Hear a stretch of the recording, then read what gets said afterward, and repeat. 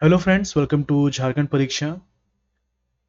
JSSC CGL excise clerk अभी जो intermediate level का वैकेंसी निकाला गया है, तो इन सभी के लिए ये जो लेक्चर प्रोवाइड किया जा रहा है काफ़ी ज़्यादा इम्पॉर्टेंट है, स्पेशली सीजीएल के लिए। क्योंकि जितना कुछ जो भी मटेरियल प्रोवाइड कराया जा रहा है वो सीजीएल के एग्ज़ाम को ध्यान में रखते हुए कराया जा रहा है। और यदि आप सीजीएल के लेवल की तैयारी करते हैं तो डेफिनेटली एक्साइज क्लर्क में आपका रिजल्ट अच्छा होगा। ओके, अब ये जो पेपर 3 है, तो पेपर 3 में सामान्य अध्ययन का एक चैप्टर है और सब्जेक्ट है। सामान्य अध्ययन के लेक्चर्स एंशिएंट हिस्ट्री है, मेडिवल है, मॉडर्न है और भी है, पॉलिटी, ओके, ज्योग्राफी है। तो इसमें हिस्ट्री के लिए जो है, हिस्ट्री के लिए एंशिएंट का 1000 क्वेश्चन, मेडिवल का 1000 क्वेश्चन और मॉडर्न का भी 1000 क्वेश्चन ये प्रोवाइड कराया जा रहा है। ओके, एंशिएंट में हम लोगों ने 4 पार्ट कंप्लीट किया है, ये जो है 5वां पार्ट है। ओके, यदि आप एक्सप्लेनेशन को सही से देखते हैं तो यकीन मानिए 1000 से कहीं ज़्यादा क्वेश्चन आपका कवर होने वाला है एंशिएंट में। बहुत ही ज़्यादा ये इम्पॉर्टेंट लेक्चर है। इसके अलावे इवनिंग में जो होमवर्क सीरीज चलता है, आप इसे ज़रूर ज्वाइन करें। यदि आपने ज्वाइन नहीं किया है, ये सारे लेक्चर्स फ्री ऑफ कॉस्ट हैं, आप आसानी से इसको एक्सेस कर सकते हैं। टॉपिक जो है ये पहले दे दिया जाता है और उसी पर बेस्ड क्वेश्चंस पूछे जाते हैं। ये सारे लेक्चर यूट्यूब पर ही होता है, सारे लेक्चर्स यूट्यूब पर ही होता है। ओके, तो एंशिएंट हिस्ट्री है और एंशिएंट हिस्ट्री का हम लोगों ने 4 पार्ट कंप्लीट किया है। अभी जो हम लोग करने वाले हैं ये 5वां पार्ट है, ये जो है 5वां पार्ट है। ओके, तो क्वेश्चन स्टार्ट करते हैं, ध्यान से आप इसको देखिए।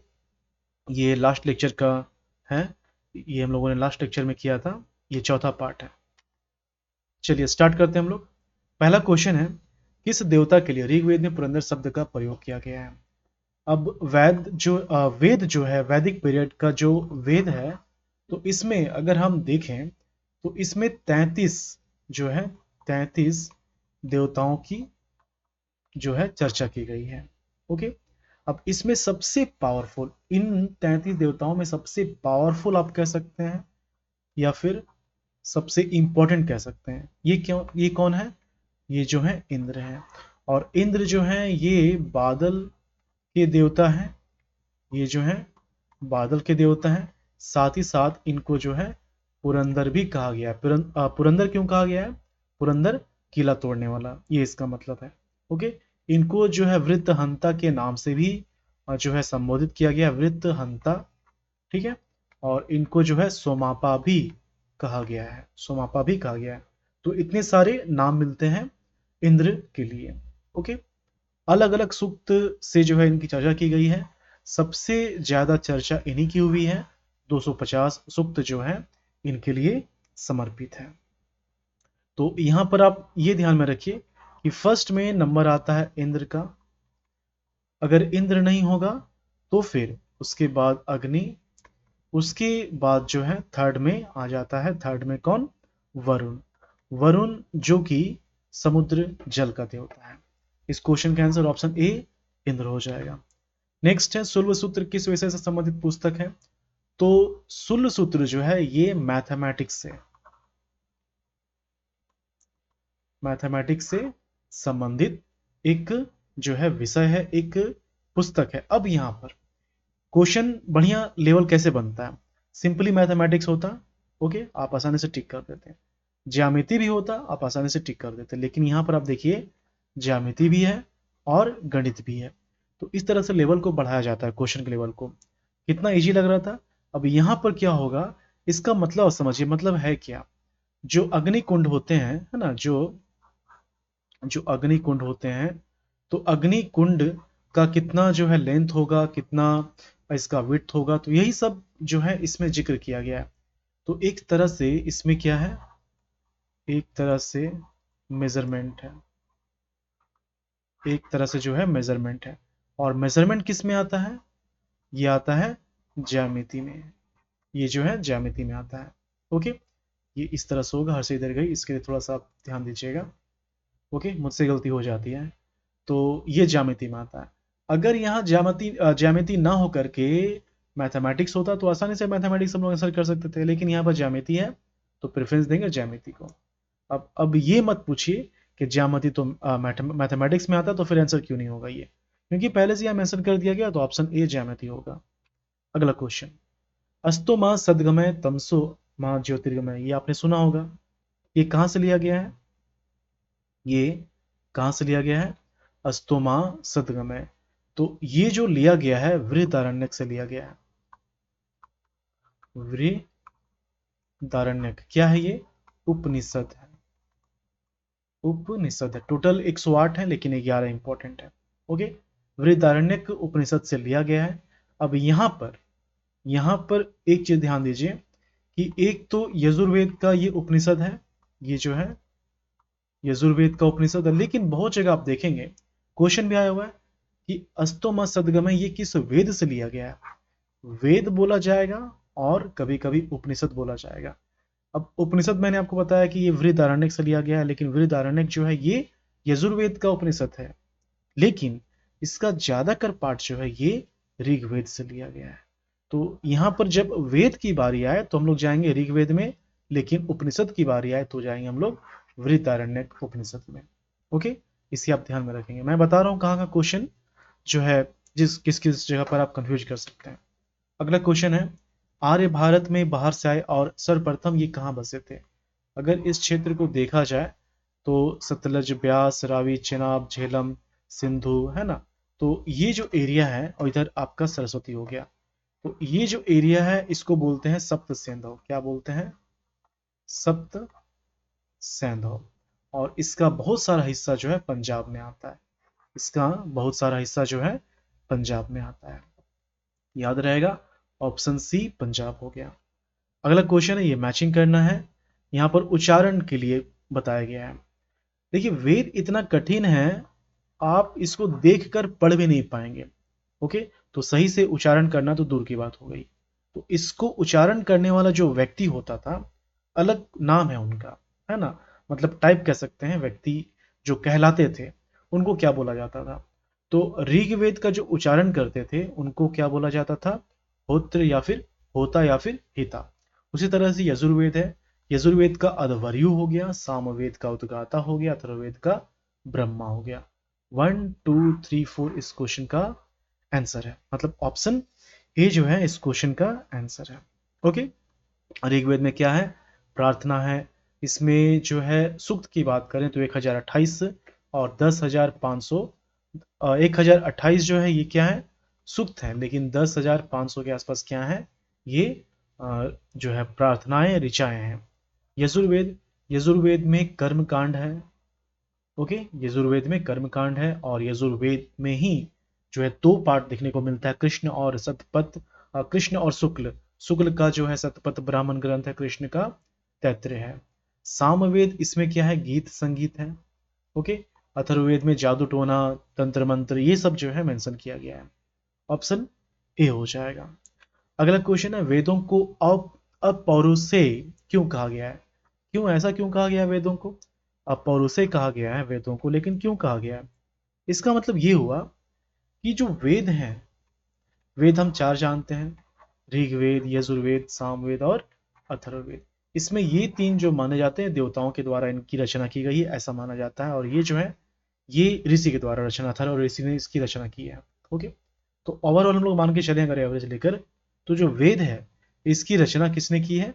देवताओं ने की है। चूंकि देवताओं के द्वारा इसकी रचना की गई है, पुरुषों के द्वारा इसकी रचना नहीं की गई है, इसलिए इसे अपौरुषेय कहते हैं। आगे समझ में? ये हो गया। अब ये जो है श्रुति परंपरा के माध्यम से ये जो है पीढ़ी दर पीढ़ी चलता आ रहा था। फिर एक समय आया जब कृष्ण द्वैपायन ने इन्होंने इसका जो है संकलन किया, और ये वेद व्यास कहलाए। क्या हो जाएगा यहाँ पर? क्योंकि वेदों की रचना देवताओं द्वारा की गई है, बिल्कुल सही है।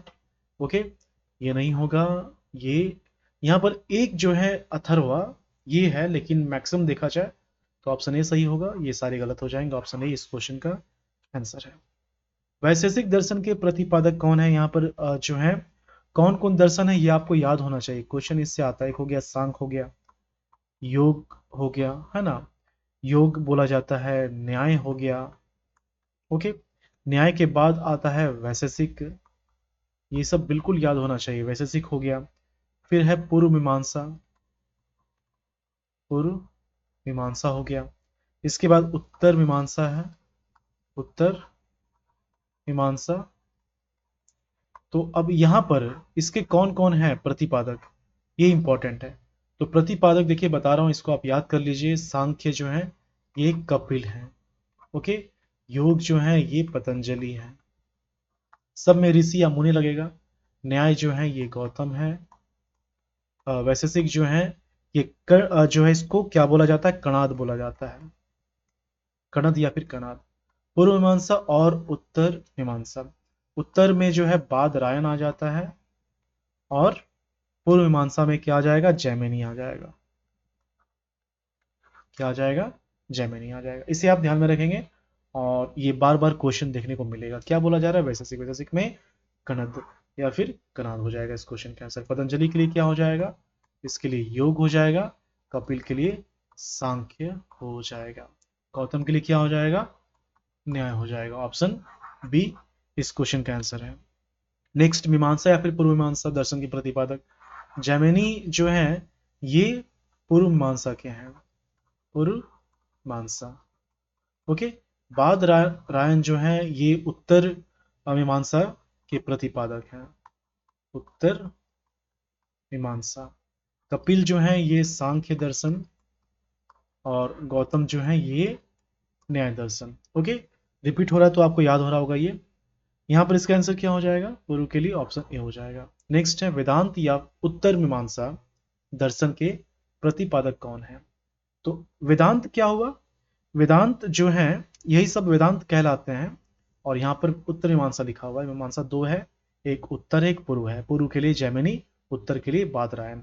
ये पूर्व मीमांसा, ये हो गया उत्तर मीमांसा, ओके। बुद्ध जो है इनका तो खैर इन्होंने बौद्ध धर्म को जो है स्टार्ट किया था, ओके। गया, बोध गया जो है इनको यहाँ ज्ञान की प्राप्ति हुई थी। उसी तरह से जैन के लिए महावीर हो गए, तो ये अलग धर्म के लिए हो गए। इस क्वेश्चन का आंसर क्या हो जाएगा, उत्तर के लिए ऑप्शन बी हो जाएगा। नेक्स्ट, ऋग्वेद का कौन सा मंडल पूर्णतः सोम को समर्पित है। ऋग्वेद में क्या प्रार्थनाएं हैं, इसमें 1028 सूक्त हैं, 10,000 लगभग 10,500 जो है इसमें ऋचाएं हैं। अब इसमें 10 मंडल है। सबसे पुराना वेद ऋग्वेद है, 1 2 3 4 5 6 7 8 9 10। तो 2 से लेकर 7 तक का जो मंडल है ये सबसे पुराना कहलाता है। इसे वंश मंडल कहते हैं, इसे ऋषि मंडल कहते हैं, गोत्र मंडल भी कहा जाता है, ओके। तीसरे में विश्वामित्र के द्वारा रचित गायत्री मंत्र है, ओके। फिर चौथे में कृषि के बारे में बताया गया। छठा जो है भारद्वाज ऋषि के द्वारा लिखा गया। सातवां जो है वशिष्ठ के द्वारा लिखा गया है। इसमें 10 रागे युद्ध की चर्चा हुई है। आठवां नौवां इंपॉर्टेंट है, इसमें सोम को समर्पित है। और ये जो है वर्ण शूद्र पुरुष सूक्त ये सब इसमें मिलता है। क्या बोला जा रहा है, सोम को समर्पित कौन सा है। Question number 10। तो सोम को समर्पित जो है ये 9th है, सोम को फुल्ली ये जो है डेडिकेटेड है, ओके। 9th हो गया। ऑप्शन सी इस क्वेश्चन का आंसर है। 144 सूक्त जो है ये सोम को डेडिकेटेड है इसलिए। और मैंने बताया था कि एक सूक्त में 3 से लेकर 300 तक मंत्र हो सकता है, ओके। नेक्स्ट, प्रसिद्ध 10 राजाओं का युद्ध जो है 10 रागे युद्ध जिसको बोलते हैं, ये कहां पर लड़ा गया था। अभी मैंने बताया कि ऋग्वेद है, ऋग्वेद में 1 से लेकर 10 मंडल हैं। इसमें से जो 7वां मंडल है, इसमें से जो 7वां मंडल है इसे लिखा है वशिष्ठ ने, ओके। वशिष्ठ के द्वारा इसकी रचना की गई है। और यहाँ पर एक राजा हुए थे जिनका नाम था सुदास। तो सुदास राजा के ये जो है पुरोहित हुए, लेकिन इनके पहले विश्वामित्र थे, ये मैंने पहले ही बताया है। इनके पहले विश्वामित्र थे और विश्वामित्र को हटा दिया जाता है। बाद में ये जो है बदला लेने के लिए क्या करते हैं, 5 आर्य और 5 जो है नॉन आर्य, इन राजाओं को जमा करते हैं और रावी नदी, रावी या फिर परुस्नी नदी है ना, इसके किनारे युद्ध होता है, लेकिन जीत सुदास की होती है। वशिष्ठ पुरोहित होते हैं, तो वशिष्ठ ने अपने यहाँ पर जो है गुणगान किया है क्योंकि जीत इन्हीं की हुई थी। तो ये परुस्नी हो गया। नेक्स्ट अगला क्वेश्चन है, धर्मशास्त्रों में भू राजस्व की दर क्या है? ये अलग अलग शासन व्यवस्था में अलग अलग दर देखने को मिलता है। ओके, अब यहाँ पर टैक्स की बात हो रही है, दर की बात हो रही है। ओके, तो एक चीज ध्यान देना है, पूर्व और उत्तर वैदिक। ओके, देखिए पूर्व वैदिक,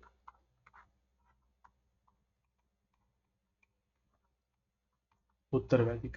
ओके, तो पूर्व वैदिक क्या है कि इसमें इसमें जो टैक्स होता था इसको बोलते थे बलि, और ये स्वेच्छा से दिया जाने वाला टैक्स था, कोई जोर जबरदस्ती नहीं, है ना।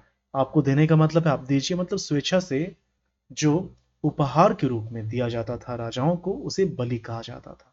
वही उत्तर वैदिक में ये क्या हो गया, कंपलसरी हो गया, मैंडेटरी हो गया उत्तर वैदिक में। ओके, और इसे जो है भागदूत, इसको जो है भागदूत कहा जाता था उत्तर वैदिक में, जो कि एक टैक्स था। ओके, टैक्स हो गया, और एकत्रित करने वाला जो अधिकारी था, अच्छा यहाँ पर मैंने गलत बताया, भागदूत जो है ये एकत्रित करने वाला अधिकारी था, ये जो है एकत्रित करने वाला, टैक्स एकत्रित करने वाला अधिकारी था, और इसको सिंपली भू राजस्व ही बोला जाता था। ओके, और यहाँ पर टैक्स का जो कलेक्शन करता था उसको बोलते थे संग्रहिता। क्या बोलते थे, संग्रहिता। ओके, तो इसमें जो है हम लोग पढ़ेंगे, अभी क्वेश्चन आएगा, इसमें 12 रत्न है, वेद में 12 रत्न है, रत्न रत्नी कहते हैं, रत्न बोल लीजिए या फिर रत्नी बोल लीजिए, मतलब जो इंपॉर्टेंट पर्सन होते हैं, जो मिनिस्टर्स होते हैं। ओके, तो इसमें से एक जो है संग्रहिता है, एक जो है संग्रहिता है। अब टैक्स का जो अमाउंट है ये जनरली 1/6 देखने को मिलता था, मतलब सबसे कम। ऐसा इसलिए ताकि जो सामान्य जन है उनकी सुरक्षा की जा सके। ओके, कल्याणकारी कार्य किया जा सके, तो ये 1/6 ऑप्शन सी हो जाएगा। नेक्स्ट है, 800 ईसा पूर्व से 600 ईसा पूर्व का काल किस युग से जुड़ा हुआ है? हम लोग अभी वैदिक पढ़ रहे हैं, वैदिक में 1500 से 1000, इससे 600 के आसपास का टाइम देखने को मिलता है। ओके, लेकिन यहाँ पर बोला जा रहा है 800 से 600, तो ये तो एक चीज पता चल गया कि ये उत्तर वैदिक काल की बात हो रही है। ओके, ये जो है उत्तर वैदिक काल की बात हो रही है, और ये वो टाइम था जब ब्राह्मणों का वर्चस्व था, तो ब्राह्मण युग के नाम से भी ये जाना जाता है। ओके, सूत्र युग भी कहते हैं इसको। अगला क्वेश्चन है, किस काल में अछूत की अवधारणा स्पष्ट रूप से उदित हुई है? अछूत की अवधारणा, देखिए ऋग वैदिक पीरियड में, ऋग वैदिक कह लीजिए या फिर पूर्व वैदिक कह लीजिए, पूर्व वैदिक कह लीजिए, तो इसमें इसमें क्या है, ऋग वैदिक या फिर पूर्व वैदिक में इसमें क्या है कि किसी तरह की अछूत की अवधारणा हो गया, वर्ण व्यवस्था हो गया, ये सब नहीं था। एक्चुअली वर्ण व्यवस्था था, लेकिन ये कर्म बेस्ड पर था। लेकिन यही क्या होता है, कर्म बेस्ड पर हो जाता है जब हम लोग उत्तर वैदिक काल पढ़ेंगे, क्योंकि 1000 में जो है लोहा खोया जाता है, और मैंने आपको बताया कि क्यों ऐसा होगा। ओके, रीजन लोहा ही है। ओके, अब यहाँ पर क्या बोला जा रहा है कि कब ऐसा देखने को मिलता है, तो ऐसा देखने को कब मिलता है। अच्छा, एक चीज और बता दूं कि पूर्व वैदिक जब हम लोग देखेंगे, तो पूर्व वैदिक में 4 वर्ण, ये चारों वर्ण का जिक्र मिलता है। ओके, उत्तर में भी मिलता है, उत्तर में भी 4 वर्ण की जानकारी मिलती है, लेकिन लेकिन क्या है कि उत्तर वैदिक काल का जो टाइम पीरियड है, उत्तर वैदिक काल का जो टाइम पीरियड है, इसी में रामायण हो गया, इसी में महाभारत हो गया।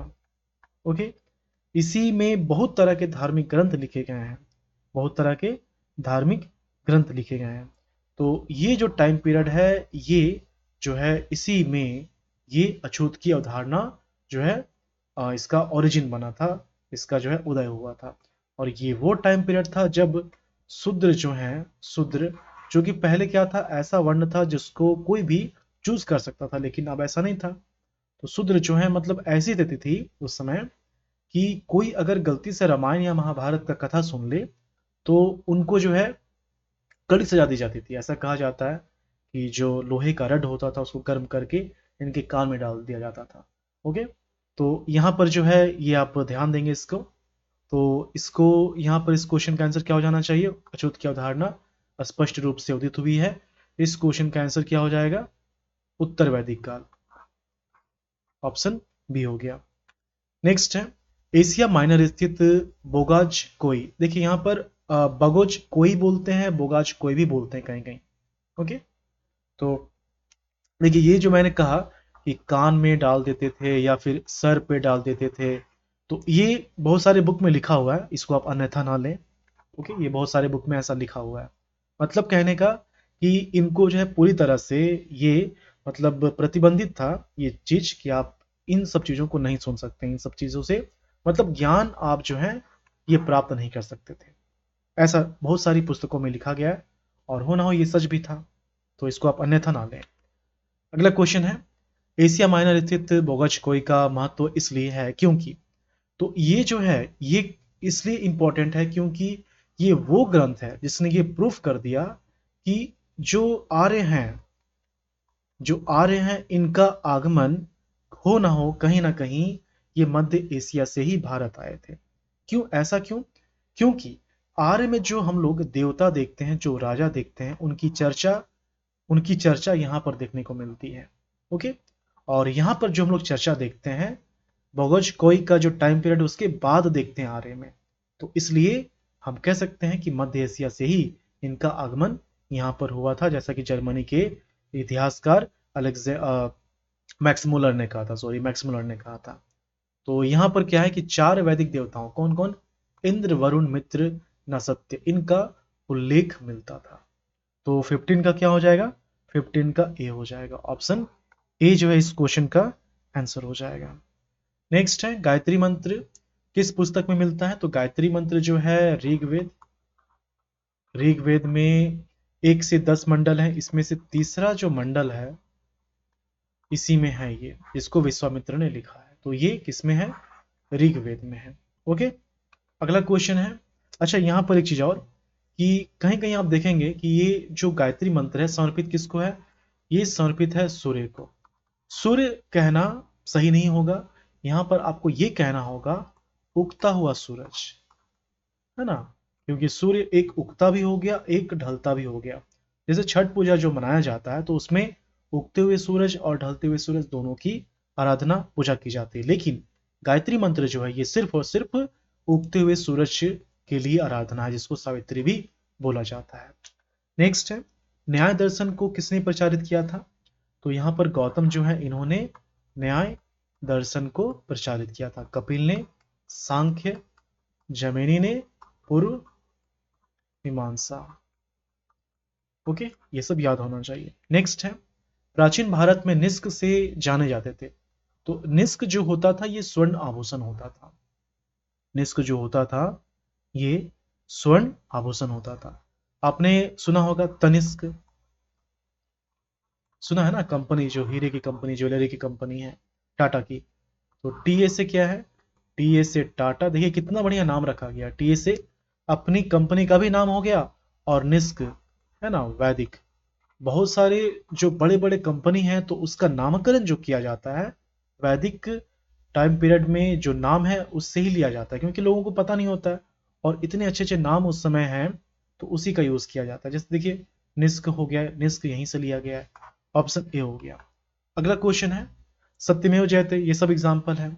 योग दर्शन के प्रतिपादक, तो पतंजलि जो है ये योग दर्शन के प्रतिपादक हैं, गौतम जो है ये न्याय के हैं, जैमिनी जो है ये पूर्व मीमांसा है। ओके, और शंकराचार्य खैर जब हम लोग भक्ति आंदोलन पढ़ेंगे मध्यकालीन इतिहास में तो इनकी चर्चा होगी। ओके, और वेद में टीका, अच्छा ऐसा माना जाता था कि जो सिद्धि प्राप्त कर रहे हैं या फिर जो ऋषि हैं, जो ऋषि मुनि हैं, तो उनको वेदों पर जो है टीका लिखना होता था, मतलब कि एक तरह से एक रिव्यू, एक सारांश, एक सार संग्रह। ओके, तो शंकराचार्य ने भी वेदों पर टीका लिखा है, तो यहां पर इसका आंसर ऑप्शन ए पतंजलि हो जाएगा। नेक्स्ट है, एक बार जरा मैं टाइम देख लेता हूं, ज्यादा क्वेश्चन नहीं है। ओके, उपनिषद, उपनिषद मैंने बताया था कि जो वेद हैं तो वेद को समझने के लिए बहुत सारा ग्रंथ है जिसको श्रुति ग्रंथ कहा जाता है। इसमें ब्राह्मण ग्रंथ है, हर वेद का ब्राह्मण ग्रंथ होता है, आरण्यक है, 7 आरण्यक है टोटल। ओके, फिर जो है उपनिषद है। तो ये सब जो है हम लोगों ने देखा है। उपनिषद 108 है, लेकिन इंपॉर्टेंट 11 है। आरण्यक क्या है? आरण्यक के जंगलों में जाकर तपस्या करके जो ज्ञान प्राप्त किया गया उसी को जो है लिखा गया है। ओके। तो ब्राह्मण क्या है? ये एक तरह से टीका है वेद का, इसको आसान भाषा में समझाने के लिए। उपनिषद क्या है? गुरु के पास बैठकर जो ज्ञान मिला उसी को लिख दिया गया, उपनिषद ये हो गया। और ये सबसे अंतहीन अंतिम है, इसलिए इसे वेदांत भी कहा जाता है। तो उपनिषद जो पुस्तक है ये दर्शन पर है, ये आप ध्यान में रखेंगे, ये जो है दर्शन पर है। अगला क्वेश्चन है, निम्नलिखित में से कौन सी एक ऋग्वैदिक आर्यों की लाक्षणिक विशेषता नहीं है? लाक्षणिक विशेषता नहीं है, चलिए पढ़ते हैं हम लोग। अश्वों, रथों और कांस्य के उपयोग से परिचित थे। ओके। तो उस समय वैसे तो इंपॉर्टेंट गाय है, लेकिन घोड़े की भी जानकारी है, घोड़े का इस्तेमाल किया जाता था। ओके। वे लोहे के उपयोग से परिचित है? बिल्कुल नहीं, क्योंकि देखिए यहाँ पर ऋग वैदिक बोला जा रहा है। ऋग वैदिक जैसे बोला गया है तो टाइम पीरियड 1500 ईसा पूर्व से 1000 ईसा पूर्व हो गया, तो वे लोहे के उपयोग से परिचित नहीं थे। ओके। लेकिन यही बोला जाता वैदिक या फिर उत्तर वैदिक काल के लिए, तो ये लोहे से परिचित थे। ऑप्शन बी इस क्वेश्चन का आंसर हो जाएगा। नेक्स्ट है, ऋग्वेद में इनमें से किस नदी का उल्लेख जो है अफगानिस्तान के साथ आर्यों के संबंध का सूचक है? अस्कनी, परुसनी, कुब्बा, कुरुम, विपाशा, सतुतरी। तो ये सब की जो चर्चा है ये सब आपको पढ़ना चाहिए, किस चीज को क्या बोला जाता है। जैसे कि अस्कनी है तो चेनाब नदी जो है इसको अस्कनी बोला जाता था। परुसनी जहां पर दसरा के युद्ध हुआ था, 7वें मंडल में चर्चा किया गया वशिष्ठ के द्वारा। परुसनी कौन सी नदी है? ये रावी नदी है। ओके। ये जो है अफगानिस्तान के लिए है, अफगानिस्तान से संबंधित है। विपाशा, विपाशा जो है ये व्यास नदी हो गया। सतुतरी जो हो गया ये सतलज हो गया, ये सतलज हो गया। ओके। अगला क्वेश्चन है, धर्म तथा ऋतु भारत की प्राचीन वैदिक संस्कृति के केंद्रीय विचार को चित्रित करते हैं। क्या? धर्म और ऋतु। तो इस संदर्भ में निम्नलिखित कथनों पर विचार कीजिए। दो स्टेटमेंट है। धर्म व्यक्ति के दायित्वों एवं स्वयं दूसरों के प्रति व्यक्तिगत कर्तव्यों की संकल्पना था। ऋतु मूलभूत नैतिक विधान था जो सृष्टि और उसमें अंतर्निहित सारे तत्वों में से सृष्टि विधान था जो सृष्टि और उसमें अंतर्निहित सारे तत्वों में से कुछ एक जैसा यहां पर होना चाहिए था। ये कटा हुआ है, इनमें से एक था। तो यहां पर स्टेटमेंट कौन कौन सा सही हो जाएगा इससे आप समझिए। इस क्वेश्चन का आंसर क्या हो जाना चाहिए? इस क्वेश्चन का जो आंसर है यहाँ पर धर्म क्या है, धर्म का डिफिनेशन दिया हुआ है, बिल्कुल सही दिया हुआ है कि ये जो है ये व्यक्ति का दायित्व के साथ साथ दूसरों के प्रति व्यक्तिगत कर्तव्यों की संकल्पना भी है, यही तो धर्म होता है। लेकिन अभी मीनिंग कुछ और है धर्म का, तो ये सही है। हम लोग पहले के अकॉर्डिंग चलेंगे। और रीत, ये रीत भी है जो विधान है ना। रीत क्या है? विधान है। तो दोनों स्टेटमेंट सही हैं, option A, option one and two. Next, आर्यों के आर्यों के आर्कटिक होम सिद्धांत का पक्ष किसने लिया था? हम लोगों ने ये होमवर्क के क्लास में भी किया है कि बाल गंगाधर तिलक जो हैं इन्होंने कहा था कि इनका जो आगमन हुआ है ये नॉर्थ पोल से हुआ, आर्कटिक क्षेत्र से हुआ है। तो ये बाल गंगाधर तिलक के द्वारा कहा गया है। ओके। तो इनका कहना है उत्तरी ध्रुव, इनका कहना है उत्तरी ध्रुव। उसी तरह से मैक्स मुलर का भी याद रखना है, खैर याद तो रहेगा ही, सबसे इंपॉर्टेंट है ये।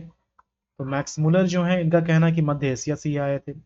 दयानंद सरस्वती, तो दयानंद सरस्वती का कहना है कि ये तिब्बत से आए थे, ये जो है तिब्बत से आए थे। ओके। एक है संपूर्णानंद, संपूर्णानंद, इनका कहना है कि ये सप्त सैंधव प्रदेश से आए थे। ओके। तो यहां पर ऑप्शन सी बाल गंगाधर तिलक हो जाएगा। लास्ट क्वेश्चन है, मैचिंग करना है। नदी है कुब्बा, परुसनी। चलिए कुब्बा अगर आपको पता नहीं तो आप इसको छोड़ दीजिए, लेकिन इतना पता है कि कुब्बा अफगानिस्तान की नदी है। परुसनी बी जो है ये रावी नदी हो जाएगा। 3 सदानीरा गंडक को बोला जाता है, एक हो जाएगा। और सतुद्री जो है ये सतलज को बोला जाता है, ये हो जाएगा काबुल। 2314 ऑप्शन बी इस क्वेश्चन का आंसर हो जाएगा। तो ये जो है 5वां पार्ट था ये जो है 5वां पार्ट था। अभी तक हम लोगों ने एंशिएंट हिस्ट्री में 125 क्वेश्चन कवर किया है। इस तरह से बहुत सारे क्वेश्चंस हम लोग करने वाले हैं, 1000 के आसपास क्वेश्चन करने वाले हैं। और यदि आप देख रहे होंगे स्टार्टिंग से आपको पता चला होगा कि एक क्वेश्चन जो है यहाँ पर 3 से 4 क्वेश्चन के बराबर है। ओके, चलिए मिलते हैं झारखंड के अगले वीडियो में। Thank you for watching Jharkhand परीक्षा। बाय।